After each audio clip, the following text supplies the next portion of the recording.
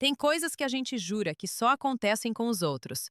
Até que um dia, o silêncio da madrugada é quebrado dentro da sua própria casa. E você descobre que o medo tem endereço, tem cheiro, tem voz. E talvez, só talvez, você já tenha sentido isso na pele. Aquela sensação de andar pisando em ovos, de medir cada palavra, de dormir com o olho aberto mesmo sem perceber que faz isso. Se em algum momento você já se sentiu menor dentro de um lugar que deveria ser seu abrigo, então essa história também é sobre você. Se essa história tocar em alguma parte da sua vida, eu te peço com o coração aberto que deixe o seu like aqui. Não é por número, não é por ego. É porque cada vez que você aperta aquele botão, você empurra essa voz mais longe. Você faz com que outra mulher, outro homem, alguém que está agora mesmo em silêncio dentro de casa, escute isso e entenda que não está sozinho. Se inscreve também, porque aqui a gente conta histórias que precisam ser contadas, que precisam chegar em quem ainda acha que não tem saída. E tem, sempre tem. O que você vai ouvir agora começou como um dia qualquer. Uma terça-feira de chuva fina. Daquelas que não lavam nada, só deixam tudo mais pesado. Nada indicava que aquela noite ia dividir uma vida em antes e depois. Mas a verdade é que as noites que mudam tudo raramente avisam que estão chegando. Elas entram pela porta da frente com a chave que você mesma entregou. Respira fundo, porque a porta vai bater. E quando bater, nada mais será igual. Ela se chamava Lívia. 34 anos, cabelo preso num coque desfeito de quem passou o dia resolvendo a vida dos outros e esqueceu da própria. Olhos castanhos que já foram mais brilhantes, mas que ainda guardavam uma faísca teimosa, do tipo que a vida tenta apagar e não consegue. Lívia era professora de escola pública, dessas que corrigem prova na mesa da cozinha às 11 da noite e ainda levantam às 5:30 para fazer marmita. Tinha um jeito manso de falar, mas as mãos sempre inquietas, como se estivessem esperando o próximo golpe. Não um golpe físico, ainda não, mas aqueles que vêm em forma de palavra, de olhar, de silêncio. Você já viveu isso? Aquele silêncio que grita mais que qualquer discussão? O apartamento era pequeno, 2 quartos, na periferia de Gels. No quarto menor, livros empilhados até o teto e uma janela que dava para a caixa d'água do prédio vizinho. Era ali que Lívia respirava. Era ali que ela conseguia ser ela, por 10 minutos antes de dormir. O resto da casa já não era mais dela fazia tempo. Tinha se tornado território de Danilo. Danilo chegou na vida dela 7 anos antes, com um sorriso fácil e promessas largas. No começo, era o cara que buscava ela no ponto de ônibus com guarda-chuva, que lembrava do nome da mãe dela, que dizia que mulher inteligente era a coisa mais linda do mundo. E ela acreditou. Porque a gente acredita quando está com sede de carinho, não acredita? O controle não vem com placa de aviso. Ele vem disfarçado de cuidado. Primeiro foi: o não gosto que você saia com essa roupa, é pra te proteger. Depois virou: quem é esse colega que te mandou mensagem às 9 da noite? Depois o celular dela começou a ter senha que só ele sabia. Depois as amigas foram sumindo. Uma a uma. Porque era cansativo explicar por que Lívia nunca podia ir. E quando ela percebeu, o círculo dela tinha o tamanho exato de Danilo. E ele gostava assim. Gostava de ser o centro, o dono, o deus daquela casa que nem era dele. As ameaças começaram baixas, quase em sussurro. Você não seria nada sem mim. Se me deixar, eu acabo com você. Ninguém vai acreditar em você. No início, Lívia ria. Achava que era ciúme bobo, que era fase. Mas ciúme não deixa marca no braço. E numa quinta-feira de março, deixou. Foi rápido, um puxão para tirar ela da frente da TV porque ele queria silêncio. O roxo ficou ali 10 dias. Ela passou corretivo e disse para as colegas que tinha batido na quina da cama. E se fosse com você? Você contaria. Ou também arrumaria uma quina para culpar. Teve o dia que ele quebrou o celular dela no chão porque o diretor da escola ligou às 8 da noite para avisar sobre reunião. Teve o dia que ele escondeu a chave do carro e ela perdeu uma entrevista de emprego que podia mudar a vida dela. Teve a noite que ele encostou ela na parede da cozinha, com o rosto a um palmo do dela, e disse que, se ela tentasse ir embora, ele ia primeiro atrás da mãe dela. A mãe de Lívia, Dona Cida, tinha 68 anos e pressão alta. Lívia parou de pensar em ir embora naquele dia. O medo tem essa habilidade. Ele não prende só você. Ele prende quem você ama junto.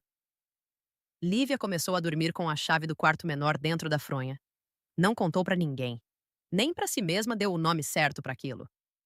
A gente demora a chamar de cárcere quando a grade é feita de palavras. Mas o corpo sabe. O corpo de Lívia sabia. Ela perdeu 8 quilos em 6 meses. O cabelo começou a cair no banho. O riso dela, que antes enchia a sala dos professores, virou um fiapo de som que ela usava só quando era obrigada. E mesmo assim, ela levantava. Dava aula. Corrigia a prova. Fingia. Porque fingir vira profissão quando você está sobrevivendo. A noite da virada não teve lua. Tinha só a chuva fina e um vento que fazia a janela do quarto menor bater de leve, como um aviso. Danilo chegou tarde, cheirando a cerveja e derrota. Tinha perdido dinheiro no jogo, de novo. Lívia estava na cozinha, jantando sozinha.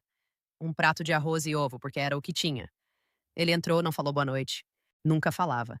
Foi direto no armário, pegou mais uma lata, abriu com aquele estalo que para Lívia já era um gatilho. Ela sentiu o estômago fechar. Conhecia aquela sequência. Primeiro o silêncio. Depois a acusação sem sentido.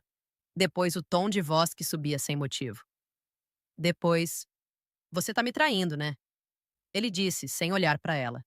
Lívia nem respondeu. Aprendeu que responder era combustível. Mas o silêncio dele também era.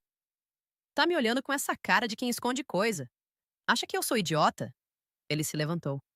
A cadeira arrastou no piso e o som riscou os nervos dela. Lívia sentiu as pernas formigarem. Aquele sinal que o corpo dá quando está se preparando para correr ou para apanhar. Ela pensou na chave dentro da fronha. Pensou na mãe. Pensou, hoje não. Ele veio para cima dela. Não foi um tapa. Foi um empurrão com as duas mãos no peito que tirou o chão dela. Lívia caiu para trás, bateu as costas na quina do balcão e o prato foi junto, estilhaçando no chão. O barulho cortou a madrugada. Levanta! Ele gritou. Levanta que eu não acabei. E nesse segundo, Lívia entendeu uma coisa que muda tudo. Se ela ficasse, ela não levantava mais. Não daquele jeito, não com aquele nome, não com aquela faísca nos olhos. Ela ia virar estatística. Ia virar notícia de 3 parágrafos no jornal da cidade. O que você faria? O corpo dela não esperou a cabeça decidir. Lívia rolou para o lado, sentiu o caco de prato cortar a palma da mão, mas não parou. Levantou desajeitada, escorregando no arroz, e correu. O corredor do apartamento tinha 3 metros. 3 metros que pareceram uma maratona. Ela ouviu ele vindo atrás. Ouviu o urro. Ouviu a promessa. Se você fechar essa porta, eu quebro. Mas ela fechou. Bateu a porta do quarto menor com um estrondo que pareceu tirar o prédio do lugar e trancou. Girou a chave 2 vezes. 2. O som da chave foi o som mais alto que ela já ouviu na vida. Danilo chutou. 1, 2, 3 vezes. A porta de madeira velha estalou, mas segurou. Abre essa porcaria, Lívia. Abre ou eu juro que é pior. Ela estava encostada na porta, ofegante, com o coração batendo na garganta, na mão, no mundo inteiro. O sangue do corte pingava no chão, fazendo um desenho que ela nunca ia esquecer. Ela olhou para o celular. O celular que ele não tinha quebrado porque ela escondia naquele quarto, dentro de um livro oco de capa dura que dizia Grandes Discursos da História. Irônico, não? Ela precisou de um discurso para salvar a própria história. A mão tremia tanto que ela errou a senha 2 vezes. Abre, desgraça. Outro chute. A madeira trincou. Mais um e ele entrava. Lívia conseguiu. Tela de emergência. 190. O dedo escorregou no sangue, mas foi. Polícia Militar, boa noite. A voz do outro lado era calma, treinada. Moço, pelo amor de Deus, ele vai me matar. Ele tá tentando arrombar a porta. Meu nome é Lívia, Rua das Acácias. 142, apartamento 12. Ele já me bateu, ele disse que vai me matar se eu sair. Ela falava rápido, atropelando as palavras, e ao mesmo tempo ouvia os chutes. Cada chute era um trovão. A viatura está a caminho, Lívia. Você está trancada? Tô. Mas a porta não vai aguentar. Encosta um móvel, Lívia. Tem algo pesado aí? Tinha. A estante de livros. A estante que guardava a vida dela. Machado de Assis, Carolina Maria de Jesus, Conceição Evaristo. Todos eles. Lívia empurrou com o ombro, com a perna, com a força que a gente nem sabe que tem até precisar. A estante arrastou, derrubou o livro, mas bateu na porta e fez um paredão. Danilo chutou de novo e a porta não cedeu mais. O que você fez, sua vaca? Ele gritou. E Lívia, pela primeira vez em 7 anos, gritou de volta. Eu chamei a polícia, Danilo. Acabou. O silêncio que veio depois foi pior que os chutes. Porque era o silêncio de quem está pensando, de quem está calculando se vale a pena derrubar tudo ou fugir. Lívia ouviu os passos dele se afastando da porta. Ouviu a porta da sala abrir. Ouviu a porta do apartamento bater. Ele foi embora, covarde demais para enfrentar a sirene que já subia a rua. A viatura chegou em 4 minutos, mas para Lívia foram 4 anos. Quando a polícia bateu na porta do quarto, ela não conseguiu levantar para abrir. As pernas não obedeciam. Lívia, é a polícia militar. Pode abrir? Ela só chorou. Chorou o choro represado de 7 anos. Os policiais tiraram a estante, abriram a porta e encontraram uma mulher sentada no chão, com a mão sangrando, com os olhos vermelhos, mas com a coluna ereta. Pela primeira vez em muito tempo, ereta. Ele foi embora, ela disse. Mas eu não vou. E não foi. No hospital, enquanto suturavam o corte da mão, a policial feminina segurou o braço bom dela e disse: Você tem passagem anterior? Lívia balançou a cabeça. Nunca denunciei. Então hoje vai ser a primeira. E a gente vai te ajudar a ser a última. O boletim de ocorrência foi feito às 3h40 da manhã. A medida protetiva saiu às 9h. Danilo foi intimado no mesmo dia, não apareceu. Virou foragido por uma semana. Se escondeu na casa de um primo, achando que o tempo ia enterrar o assunto. Mas Lívia decidiu que não ia enterrar nada. Ela procurou o centro de referência da mulher da cidade. Contou tudo. Cada ameaça, cada roxo, cada noite sem dormir. A assistente social chorou com ela. A advogada do centro disse: Lívia, você quer parar nele ou quer ajudar outras? Lívia respirou fundo. A faísca nos olhos dela, que estava quase apagando, acendeu. Eu quero que nenhuma outra Lívia precise de uma estante para sobreviver. Ela foi para a delegacia de novo. E de novo. Levou prints antigos que tinha guardado num e-mail secreto. Levou o áudio de uma discussão que ela gravou escondida 2 meses antes, quando desconfiou que um dia ia precisar provar que não era louca. Levou o nome de 2 vizinhas que ouviam os gritos e toparam testemunhar. Levou a mãe. Dona Cida entrou na delegacia de cabeça erguida e disse para o delegado: Se for para prender, prende. Porque a minha filha não vai mais apanhar. O caso vazou para a imprensa local. Professora se tranca em quarto e escapa de feminicídio em jails. A cidade pequena ferveu. Gente que achava que, em briga de marido e mulher não se mete a colher, teve que engolir a colher. Outras mulheres começaram a mandar mensagem para Lívia no inbox. Acontece comigo também. Eu não tenho coragem. Como você fez? E Lívia respondia uma por uma, de madrugada, depois de corrigir prova. Ela virou um telefone de emergência humano. Danilo foi preso numa blitz na estrada, tentando sair da cidade. Tentou dizer que foi legítima defesa, que ela era louca, que ele era um homem de bem. Mas tinha áudio. Tinha medida protetiva descumprida. Tinha a porta marcada de chute. Tinha o testemunho da vizinha do 11 que gravou o vídeo do corredor com ele gritando: Eu vou te matar! Não tinha mais como dizer que era quina de cama. O juiz decretou a prisão preventiva. Na audiência, Lívia entrou na sala e não baixou os olhos. Ele sim. Pela primeira vez ele baixou. O processo correu. Lívia voltou a dar aula. No primeiro dia de volta, escreveu no quadro: Vocês são mais fortes do que pensam. Um aluno perguntou: Professora, por que a senhora está com a mão enfaixada? Ela pensou em inventar uma quina, mas não. Ela contou. Do jeito dela, com cuidado, com respeito pela idade deles, mas contou. Disse que tem lugar que a gente não deve ficar e que pedir ajuda não é fraqueza. Naquela semana, 3 alunas procuraram a coordenação para falar de coisas que aconteciam em casa. A semente espalha. O julgamento veio 8 meses depois. Lívia não queria ser chamada de vítima. Ela subiu no púlpito como testemunha da própria vida. Falou por 40 minutos. Não chorou. A voz embargou 2 vezes. Só. Contou da estante. Contou do livro oco. Contou dos 190. E terminou dizendo: Eu não sou corajosa. Eu fui encurralada. Coragem foi o que eu fiz depois que a porta trancou.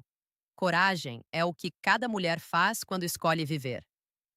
Danilo pegou 9 anos. 9. Hoje Lívia ainda mora no mesmo apartamento. Trocou a porta do quarto menor por uma de ferro. Não por medo, por símbolo. Ela dá palestra em escola, em igreja, em empresa. Fala pra mulherada e pra homem também, porque tem homem que precisa ouvir que proteger não é prender.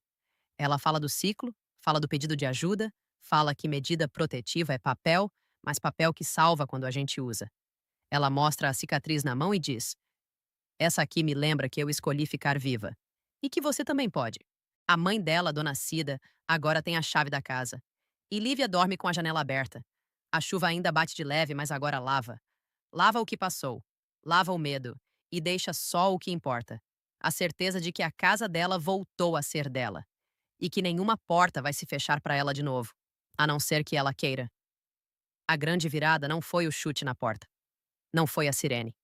Foi o segundo depois do segundo chute, quando Lívia percebeu que entre morrer calada e viver falando, ela escolhia falar. E quando uma mulher escolhe falar, o mundo inteiro precisa baixar o volume para ouvir. A decisão dela não salvou só ela. Salvou a próxima. E a próxima da próxima. Porque a violência mora no silêncio. E silêncio, Lívia não aceita mais. Ela aprendeu que amor não vigia, não controla, não diminui. Amor não deixa roxo. Amor não esconde chave. Aprendeu que recomeçar não é apagar o que houve, é usar o que houve para construir um caminho onde outras possam passar sem tropeçar nas mesmas pedras. Mudou o jeito de andar. A cabeça não baixa mais. O olhar não pede desculpa por existir. E o que isso significa? Significa que toda vez que uma Lívia tranca a porta para se salvar, ela abre uma avenida para outras escaparem também. A reflexão que fica é simples e corta como navalha. A sua casa tem que ser seu lugar de paz, não sua jaula. Se você precisa medir palavra dentro do seu próprio quarto, tem algo errado. E não é você. O erro nunca é de quem apanha. O erro é de quem bate, de quem ameaça, de quem cala. E se hoje você é a pessoa que está do outro lado da porta, batendo, gritando, diminuindo alguém, para. Porque a conta chega. E quando chega, ela não vem sozinha. Vem com lei, vem com voz, vem com uma estante inteira de gente empurrando a porta para o lado de dentro. Então comenta aqui embaixo o que essa história mexeu aí dentro de você. Se você já passou por algo parecido, divide com a gente. Se conhece alguém que precisa ouvir isso, marca. Me conta de onde você é, de que cidade você está assistindo agora. Porque quando a gente se reconhece, a gente se fortalece. E essa conexão que a gente cria aqui é o que faz a porta não cair. É o que faz a estante segurar. É o que faz a próxima Lívia ter coragem de discar 190. A gente continua, juntos, sempre.